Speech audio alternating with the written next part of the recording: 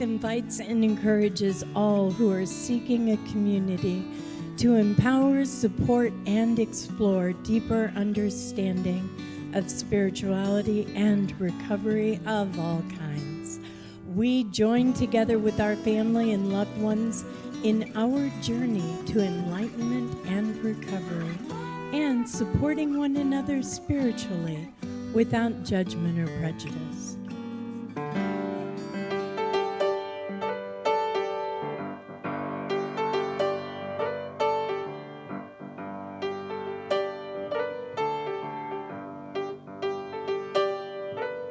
Don't worry about a thing, 'cause every little thing is gonna be alright. Singing, don't worry about a thing, 'cause every little thing is gonna be alright. I rise up this morning, I smile at the rising sun. 3 little birds pitch by my doorstep, they're singing sweet songs of melodies pure and true, singing, this is my message to you. Singing, don't worry about a thing, 'cause every little thing is gonna be alright. Singing, don't worry about a thing, 'cause every little thing is gonna be alright. Oh, I rise up this morning, smiled at the rising sun, and 3 little birds all sit by my doorstep. They're singing sweet songs of melodies pure and true, singing, this is my message to you. Singing, don't worry about a thing, 'cause every little thing is gonna be alright. Singing, don't worry about a thing. Oh, don't worry about a thing, 'cause every little thing is gonna be alright. Oh, every little thing is gonna be alright. I said every little thing is gonna be alright.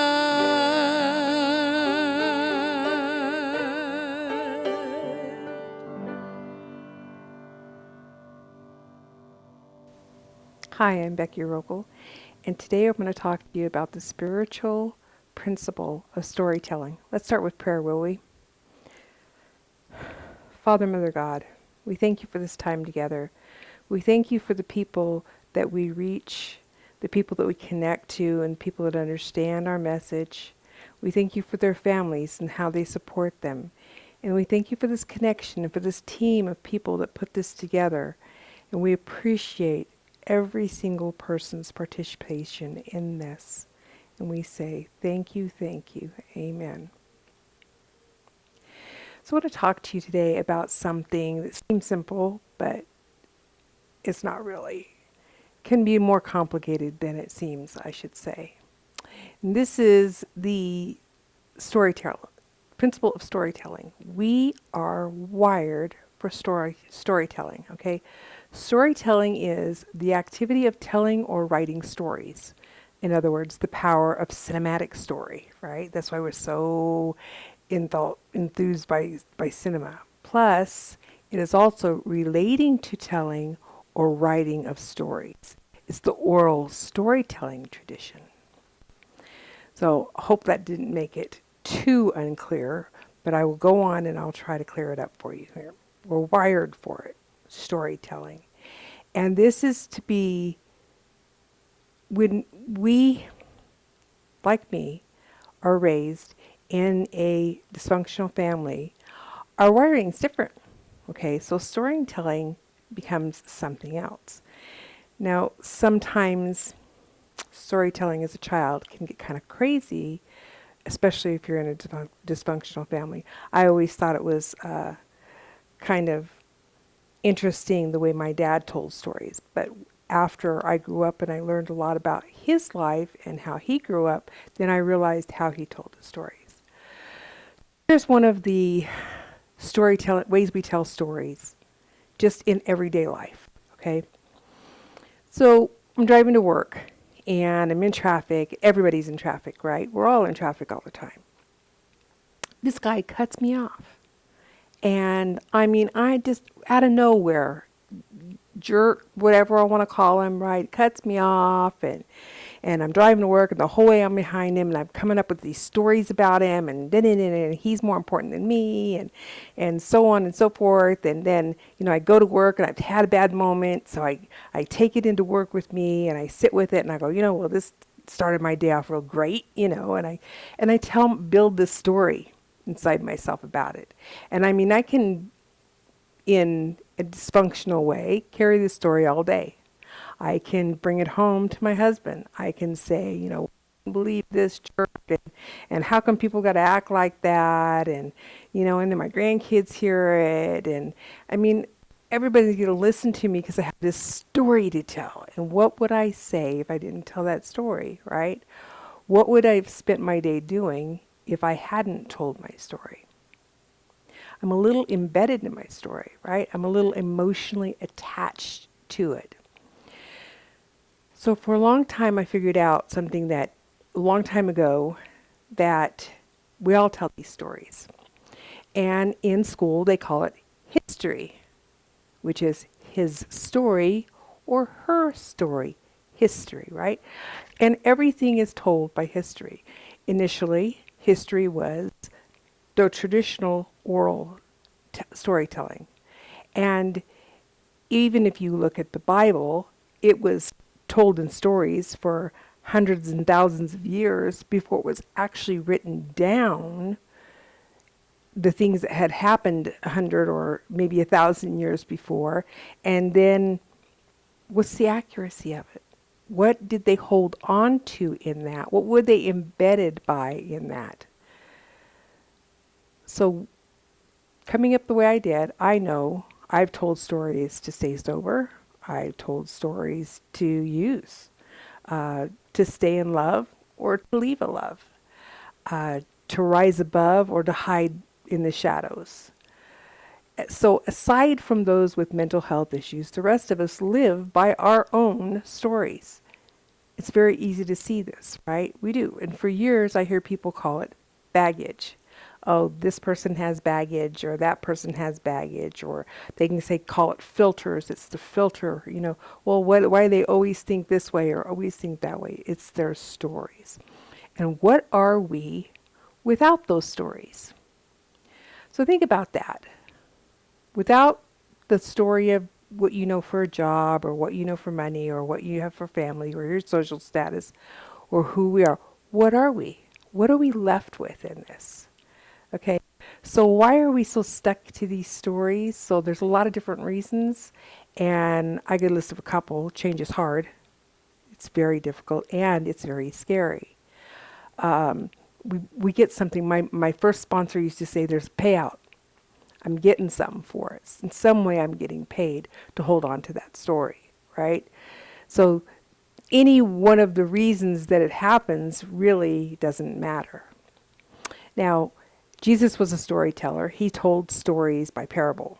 He used parables all the time so that people could understand at a level of what was going on.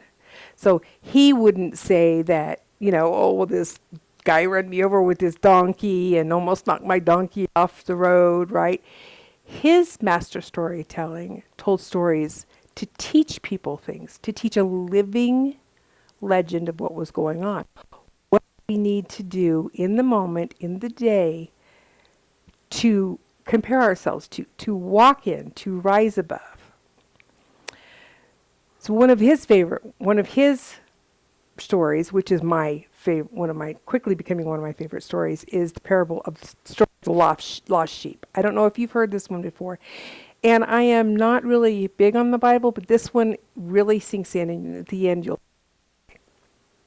So, so in this parable, it begins where there's a lot of men and women questioning Jesus, questioning his reputation, who he's hanging out with. He's hanging out, his intentions. The Pharisees and the religious scholars they're not happy with him at all, because they growled and they said takes in sinners and he eats meals with them and he treats them like old friends. How dare he do something like that? And their grumbling triggered him to say this story. And he turned and he said, suppose one of you had 100 sheep and lost one. Think about it. Wouldn't you leave the 99 sheep in the wilderness to go after the lost one and find it? Wouldn't you? When you found it, you would surely put it across your shoulders and rejoicing. And when you got back to your friends and your neighbors, you would say, celebrate with me. I have found my lost sheep. Count on it. There's more joy in heaven over one sinner's rescued life than over 99 good people in no need of rescue. Well, can you tell why it's quickly becoming one of my favorite? Because I was a lost sheep, right? So let's go a little deeper with this. I wrote a meditation a few years ago. I say a few, it was probably further back than that. It was for a class I was taking in 2010 or so. And in this meditation, I had people go through the steps of relaxing and becoming relaxed and then being like in a dream-like state. And in their mind's eye, they would wake up and they would look into a mirror. But as they looked into the mirror, they didn't know who they were. They didn't know what age they were. They didn't know their name. They didn't know their ethnicity. They might know they have dark or light skin, but they didn't know who their parents were. They didn't know their social status. They didn't know any of this stuff. And they're standing in the mirror and they have no stories. They have themselves.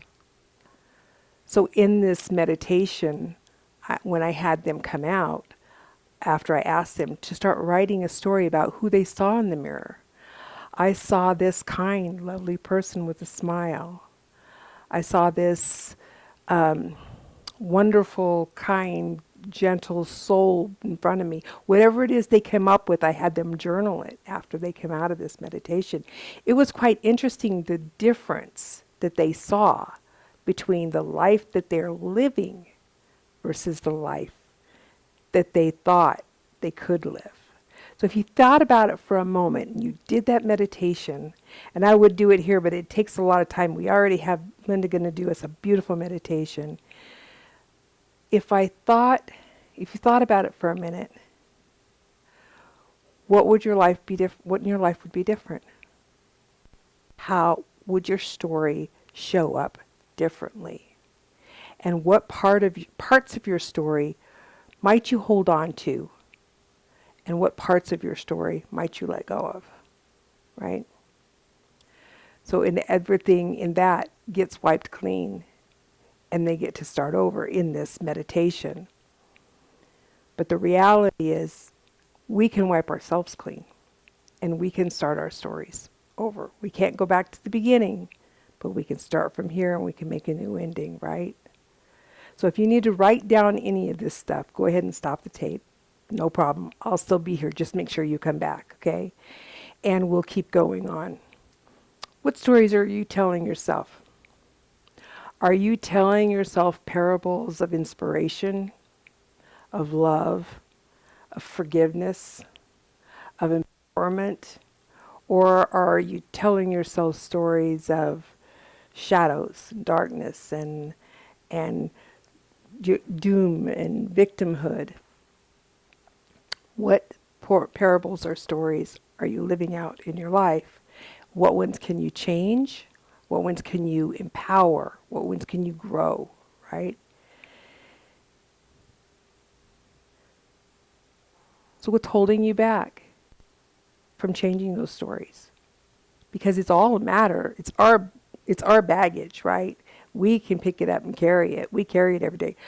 There was this old man years ago in a meeting that told me, he says, "I see you youngsters come in here, and every time, and you're bringing this bag of rocks, and you come in here and you set down this bag of rocks, and you pick a rock out and you share it with us, and you talk about it, and you go on about it, and then you put it back inside the bag, and every time you get up and you leave and you grab that bag of rocks and you turn and you walk out, and you take that heavy bag of rocks with you." And he says, "Why don't you just leave the rocks here? Why don't you just leave them here?" Right? Without consciously knowing why, storytelling is the reason we do everything. It's the reason we give to charity. It's the reason we shop at certain stores. The manufacturers know that. The marketers know that. It's the reason you follow social accounts. These are all the stories, okay? We all have stories to follow. They're all the reason we buy stuff. So here is the inside scoop on this. You got to tell yourself a better story. That's what I do. That's what people that have enlightenment trying to change our lives. That's what we came here for, right? That's what we got into recovery for. That's what we want to change our lives.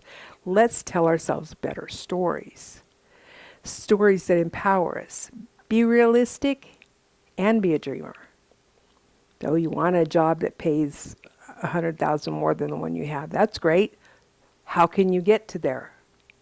One of my favorite things is finding a coach now. Coaches can be expensive. Right now, coaches are really not near as expensive as you think they are. Coaches show up on YouTube channels. Coaches show up. They have their own. They have their own websites. If there's somebody you really like, want to follow or something, say Tony Robbins or Jack Canfield or Lisa Nichols, whoever it is. If it's a celebrity you want to follow or whatever, follow their account. Listen to their enlightenment. They've got all kinds of free stuff out there. Okay, there's all kinds of ways to do that. So be realistic and be a dreamer. You can move forward. Anybody can move forward. Be flexible. So you want to live in Arkansas, in a year. That might be a little bit of a struggle, right? But what if you made it there in 2 years or 3 years, or New York in 10 years? Whatever it is you want, be a little bit flexible about what it looks like when it gets there, because it still will show up. A picture is worth 1,000 words. That's another one I love. Pin a picture up somewhere of what you want.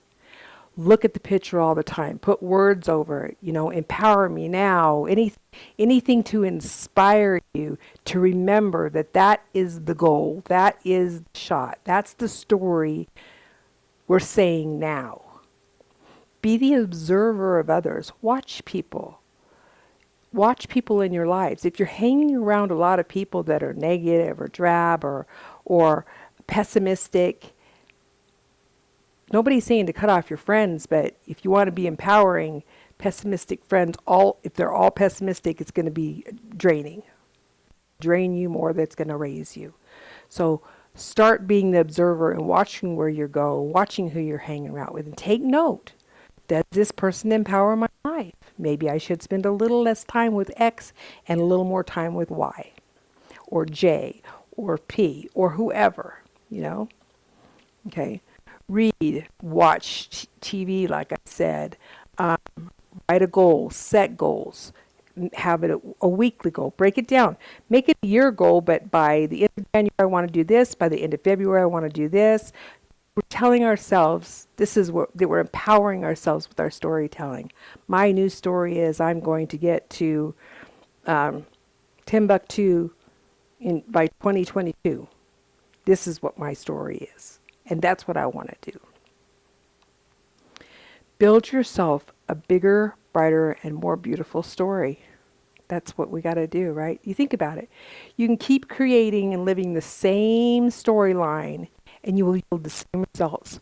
Or you can be living a storyline you intentionally write for yourself with intention.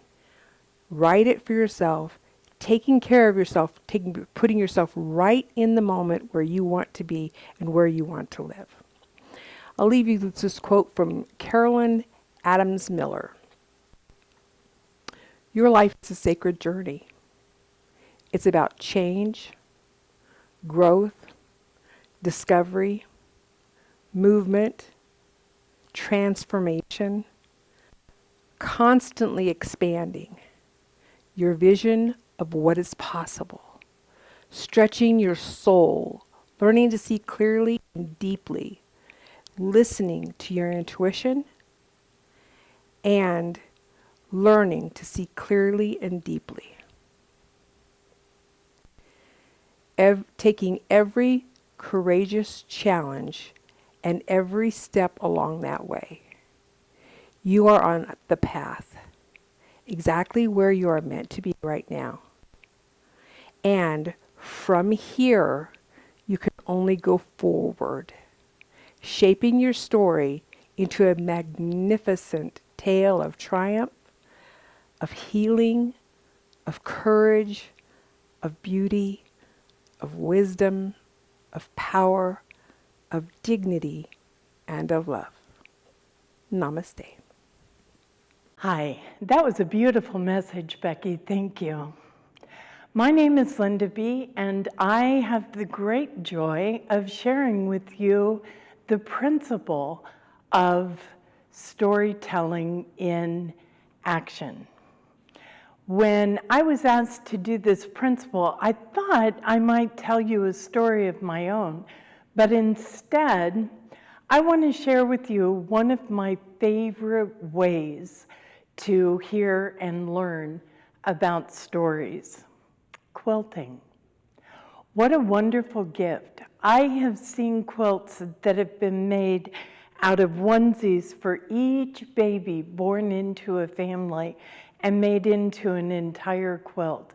It tells a story of generation after generation with the little onesies. I've seen quilts made out of favorite shirts of people who have passed. Quilts made from trips and travels where the shirts that were bought at each location or different towels that were bought are created into a tapestry, into a blanket that tells stories for generations to come. I really like the idea of personal clothing made into a quilt. Not only does it tell you a story, not only is it alive with the life of each and every person who has been represented, but if you put it over you, it's like having the presence, it's like having those memories enfold you and keep you whole, happy, and complete. There are so many different ways to tell stories. There are so many ways that the stories change as we mature, as we grow, as we develop spiritually. I invite you to practice this principle in your spiritual growth. Happy storytelling, and God bless you.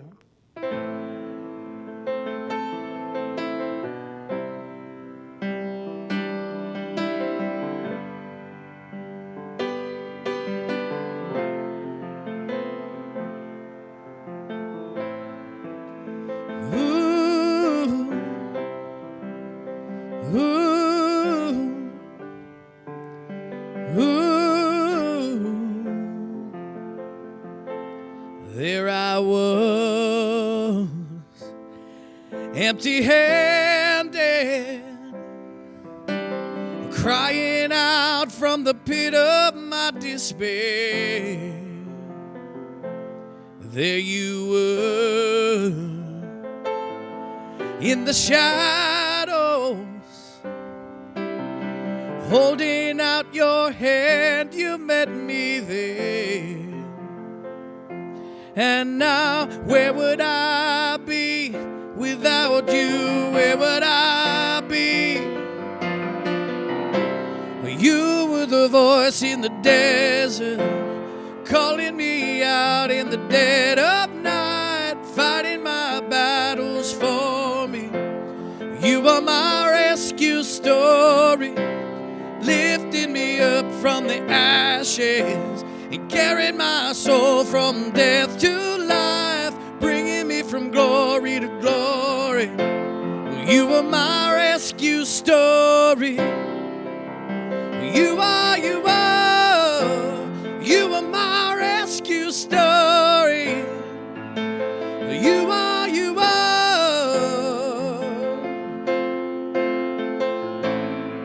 You were writing the pages before I had a name, before I needed grace. Singing songs of redemption, 'cause every time I ran away, you were louder than my shame. And now where would I be without you? Where would I be? You were the voice in the desert, calling me out in the dead of night, fighting my battles for me. You were my rescue story, lifted me up from the ashes and carried my soul from death to life, bringing me from glory to glory. You are my rescue story. You are my rescue story. You are.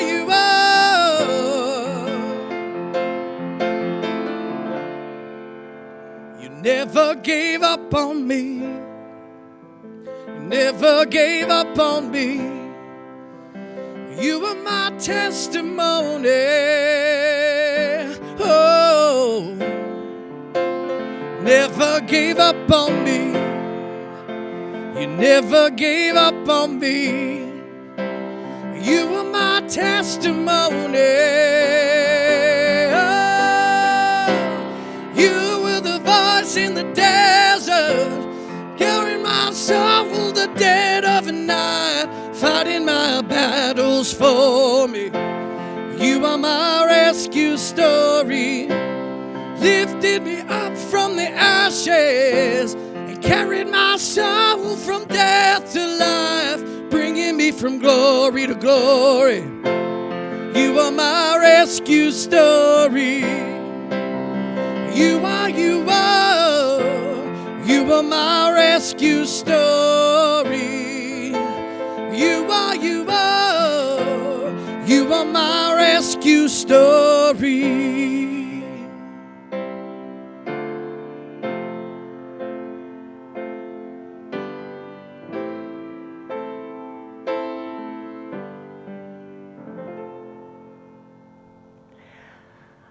Please join me now in meditation.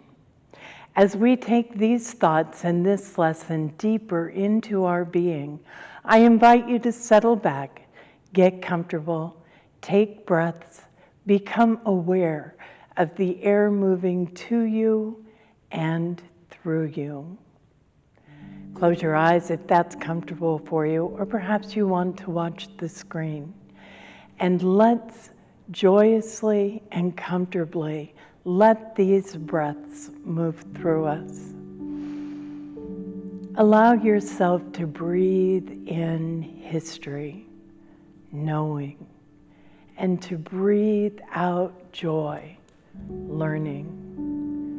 Breathe in love and light, and breathe out awareness. Relax with each breath. Let go of the tension that you're holding. And into this awareness, I invite you to allow yourself to explore not only your stories, but the stories of the people who love you. Take a breath and hold in your heart someone that you love, and let that breath out breathe in that person, how they have touched you, how they have changed you, how they have taught you. Breathe that in. Let it flow through you. Picture when you met them. Remember who you were before they came into your life. Gently become aware of the story you created together. Remember, rejoice.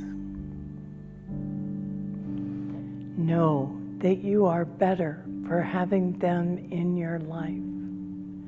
Know that together you create a story that in telling brings joy to the people around you. Know that you are better for each experience, even if it was uncomfortable at the time. It's created who you are here and now. Know you are getting better. Know that the best is yet to come. Know that your stories in the telling are lessons of love, of triumph, of learning. I invite you to just know this as you breathe in again.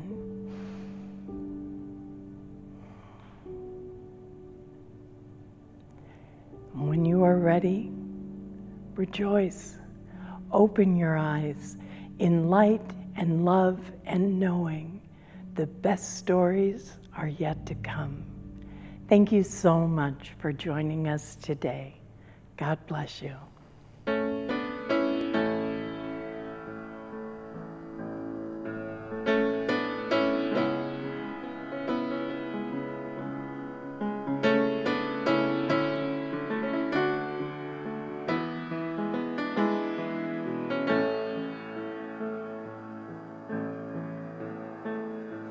A lot of us grew up believing at any moment we could lose it all. And at the drop of a hat, God might turn his back and move on. A lot of us feel like we blew it, thinking that we're just too far gone. But I want you to know that there's still a hope for you now. And no matter what you've done, you can't erase his love. Nothing can change it. You're not separated, no matter what. There's never been a better time to get honest. There's never been a better time to get clean. So come as you are, run to the light and be free. Oh, be free. 'Cause no matter what you've done, you can't erase his love, and nothing can change it. You're not separated, no matter where you run. He's always holding on. You're still a daughter, you're still a son, no matter what. You're still a daughter, you're still a son, no matter what.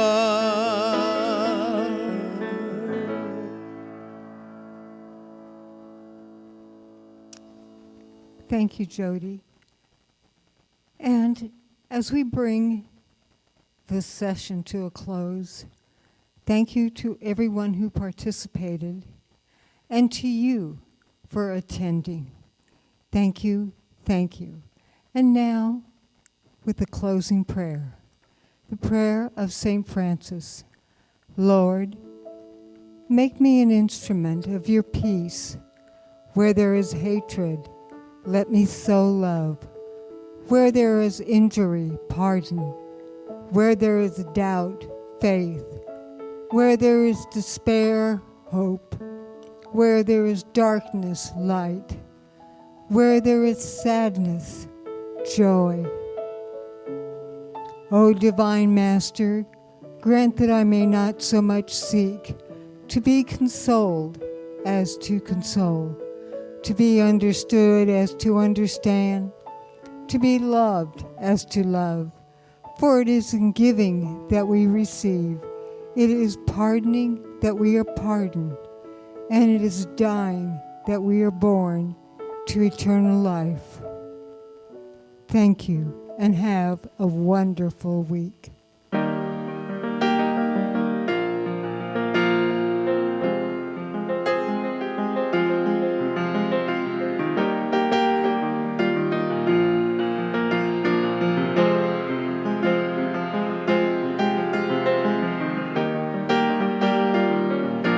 Being in recovery means being of service. Locally, the Salvation Army is looking for food donations. The San Diego Blood Bank is looking for donations, and the McAllister Thrift Store is also looking for donations of any kind. You don't know what you want to do or volunteer? Look at volunteermatch.com. Join us in spreading our message of recovery. Send your donations to Unity Church of El Cajon, 311 Highland Avenue, El Cajon, California, 92020. Be sure to put in the memo, it's for a place of faith. You can donate online as well at unityofelcajon.org. There's a donate button. It's safe and secure. We want to work with your organization. We have speakers with decades of experience. We do workshops, speaking engagements, spiritual mentoring, lessons, and more. Give us an email at aplaceoffaith@sohomail.com. Stay connected and updated. We're on Facebook and YouTube. Like, share, comment, and subscribe. A Place of Faith is sponsored by Unity Church of El Cajon.